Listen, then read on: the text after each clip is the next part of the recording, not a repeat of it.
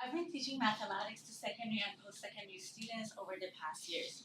During this time, I had the opportunity to look at the concepts that I had learned before from a new perspective and realize the applications and realize how I have been using those concepts in my daily life and in my career.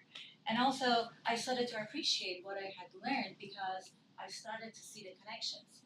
But the problem that I have when I'm teaching my students is that I often have a frustrated and confused teenager sitting in front of me and asking me, where would I ever use these things? Often not phrased as nicely. But the way that I reply to them is by saying that you're now only learning the foundations. These are the foundations for you to be able to deal with more complex subjects in the future. It's like weight training to become a professional soccer player. You would never see a soccer player lift weighting lifts on the field, but you do see them using the strength and speed that they have developed over weeks of hard practice.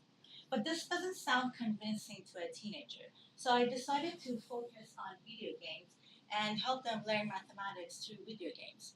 Now, there have been so many games developed over the past years, but they mostly focus on elementary mathematics. There haven't been so many games developed to target more advanced subjects.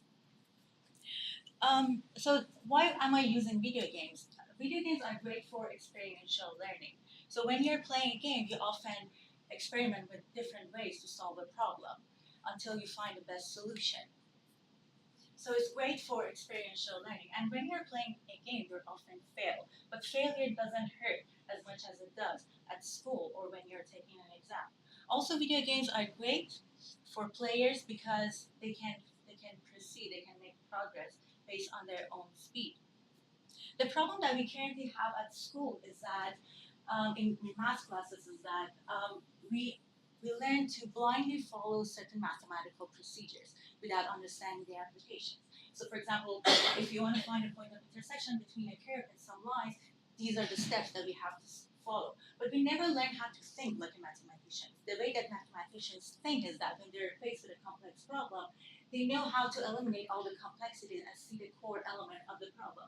So when you show the situation to a mathematician, when, for example, a car or a truck is passing through an object entrance, this is what they see behind all these complexities.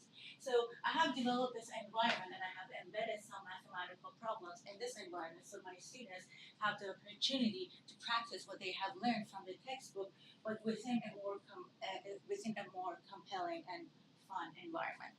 Thank you.